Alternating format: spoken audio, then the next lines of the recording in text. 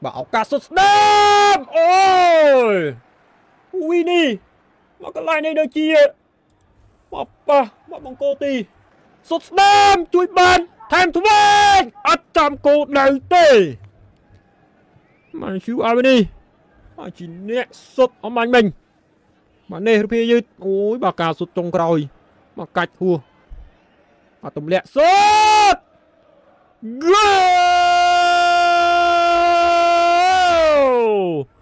Moital ng Son! Real Madrid ដាក់ការនាំមុខទៅលើក្រុមម្ចាស់ផ្ទះ Celta Vigo មួយគ្រាប់នៅក្នុងការប្រកួតដើមវគ្គទី1បាទការសុទ្ធបញ្ចូលទីដោយកីឡាករខ្សែបម្រើសញ្ជាតិបារាំងគឺ Chu Avani បាទការប៉ុនប៉ងបាទមួយលើកទៅពីរលើក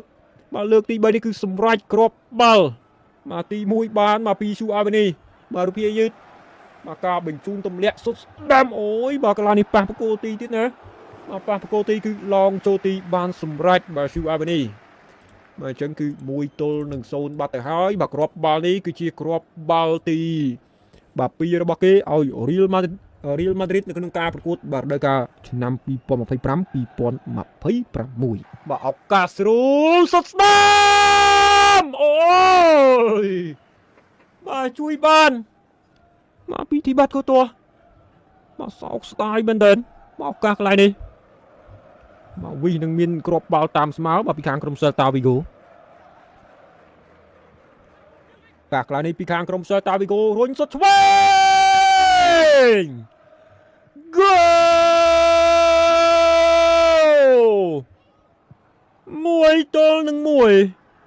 បាទបូចាបាទលេខ Leses បាទជាអ្នកបាទសុទ្ធគ្រាប់បាល់ទី1ឲ្យ Celta Vigo តាមស្មើទៅលើ Real Madrid បាទ1-1នៅនាទីទី24បាទប៊ូចាលេខ Leses បាទកីឡាករសញ្ជាតិអេស្ប៉ាញមកវ័យ33ឆ្នាំបាទមកវ័យ33ឆ្នាំបាទគ្រាប់បាល់នេះគឺជាគ្រាប់បាល់ទី15របស់គេឲ្យក្រុម Celta Vigo បាទសម្រាប់រដូវកាលឆ្នាំ2025-2026បាទកន្លែងនេះដូចជាមិនអោសសាយទេមកទាញផុត Alexander Arnold កាត់ចូលមកប៊ូចារត់វៀងចន្លោះស្អាតមែនទែនពេនចូលភ្លាមតែម្ដងបាទអញ្ចឹងលទ្ធផលជាបដាសនបាទគឺ1-1បាទ Real Madrid 1 Celta Vigo 1បាទគូនេះ over ហើយឱកាស Celta Vigo ឱកាសតែម្ដងទៀត Lengo Apas វីអូលេងគ្នា Lengo Apas ទៅវិញម្ដងពី Real Madrid អូ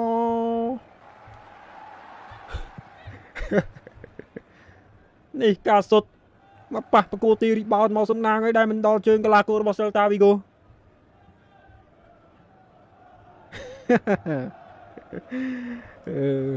អាណុលកាត់ចូលឃ្លាវ៉ាវ៉ាដេ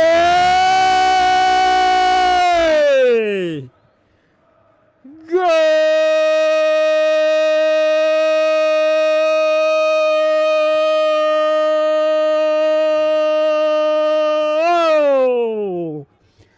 Federico Valverde សុទ្ធគ្រាប់បាល់ទី2ឲ្យ Real Madrid ដាក់ការនាំមុខ2-1ទៅលើក្រុម Celta Vigo គ្រាប់បាល់កាត់ឡើងនៅចុងវគ្គទី2នាទីទី90+4ទៅហើយបាទនេះរូបភាពយឺតបញ្ជាក់មកម្ដងទៀតបាទទម្លាក់by Chu Avani រុញឲ្យ Arnold កន្លងនេះបានឃ្លាពីខ្សែការពារ Valverde សុទ្ធស្ដាំទៅដូចជាផ្លាតបាទជាមួយនឹងខ្សែការពាររបស់ Valverde អ្នកចាំទីបារ៉ាឌូរបស់ Celta Vigo បាទមិនអាចសង្គ្រោះបាល់នេះបាននោះទេមកអញ្ចឹងលទ្ធផលជាបដាសន Real Madrid កំពុងតែនាំមុខបាទ Celta Vigo 2-1 អញ្ញាកដាលផ្លុំកញ្ចែបញ្ចប់ការប្រកួតជាផ្លូវការទៅហើយ Up all settle Real Madrid យកឈ្នះទៅលើក្រុមម្ចាស់ផ្ទះ Celta Vigo 2-1 យ៉ាងតានតឹងហើយក៏បំផុតទៀតចុងវគ្គទី1ចុងវគ្គទី2ហើយទម្រាំតែរកបានគ្រាប់បាល់ទី2គ្រាប់បាល់ជ័យជំនះ